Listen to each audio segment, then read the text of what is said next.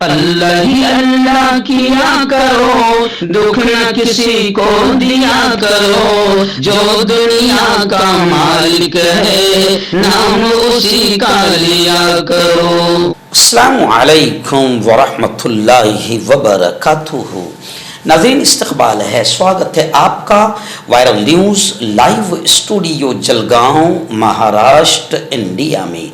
मैं आपका मेज़बान मुफ्ती मोहम्मद हारून नदवी। नाज़रीन, गुज़िश्ता कल जब सुप्रीम कोर्ट ने आदेश दिया और वक्फ तरमीम कानून पर 7 दिन के लिए रोक लगा दी, सरकार से जवाब मांगा, तो फिर तमाम तरफ कहीं न कहीं सेकुलर और इंसाफ पसंद भारतवासियों में खुशी की लहर दौड़ गई। तो गुज़िश्ता कल हमारे अपने शहर में भी all India Muslim personal law board coordination committee जो बनी हुई है, जिसका सदर और चेयरमैन मैं खुद हूं और कोऑर्डिनेटर जनाब अब्दुल करीम सालार साहब है।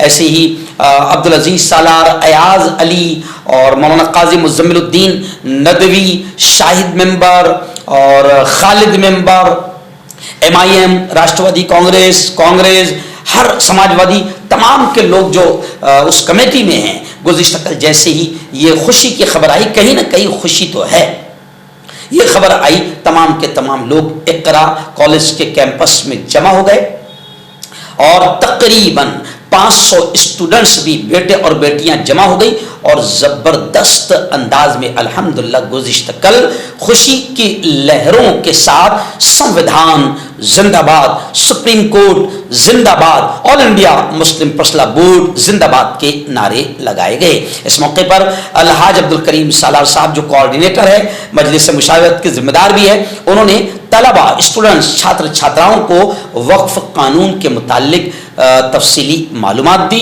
फिर उसके बाद मेरी बात रखी गई, अयाज अली भाई ने भी थोड़ी देर बात की और फिर ज़बरदस्त अंदाज में नारेबाजी हुई है, संविधान जिंदाबाद के नारे और मुस्लिम पर्सनल लॉ बोर्ड और सुप्रीम कोर्ट जिंदाबाद के नारे लगाए गए।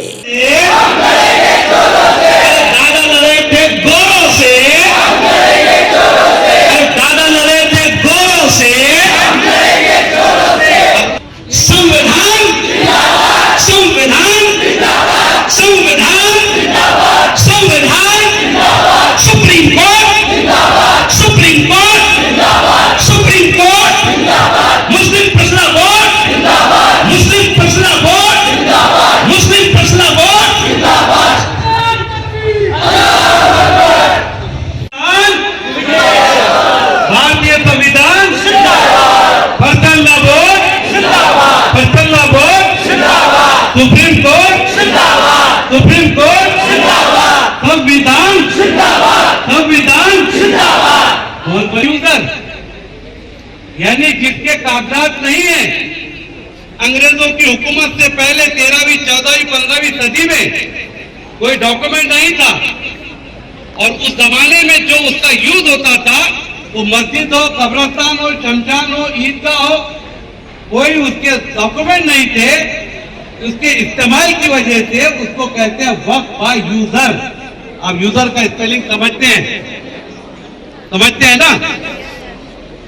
उसको इन्होंने खत्म कर दिया।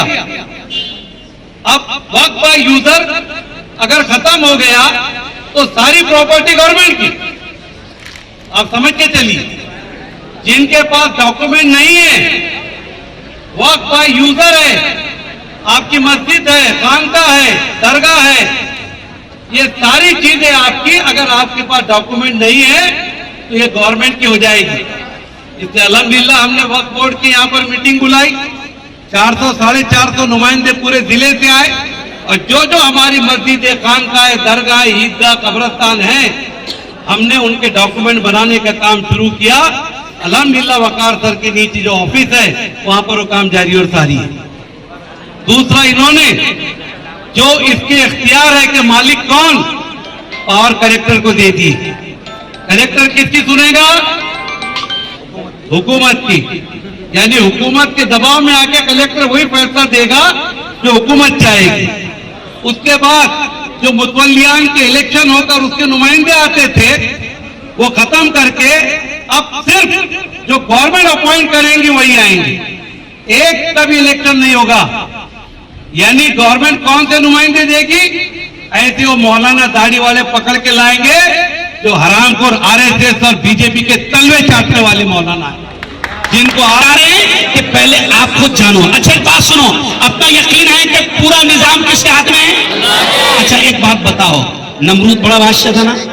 अरे बोलो बोलो। हाँ देखो, आपने बोलना सिर्फ गया, क्या बोलना? क्या बोलोगे? बहुत मजा आएगा। क्या बोलना? गया। नमरूद आया, गया। सद्दाद आया, गया। हारून आया, गया। फिरौन आया, गया। ये भी आया, जाएगा। बोलो इंशाल्लाह। वो भी आया, गया। अच्छा वो इतना होशियार है सर, पहले उसको बोलते हैं भाई बहनों हमारा क्या है, हम तो कभी भी झोला उठाए नहीं चल रहे। तो ये 5 साल पहले उसने बोल दिया है, उसको खुद को मालूम है कि मुझे जाना है। तो खुदा का शुक्र है, रब का करम है, बहुत एहसान है उस मालिक का कि हमारी छोटी काविशों को अल्लाह ने कबूल किया। लेकिन सर आपकी इजाजत से मैं ऐलान करूं, अभी जंग खत्म नहीं हुई, अभी तो शुरू है। हो सकता है सुप्रीम कोर्ट ने हमको बोलेगा आगे तुम सांस तो ले लो, समझा?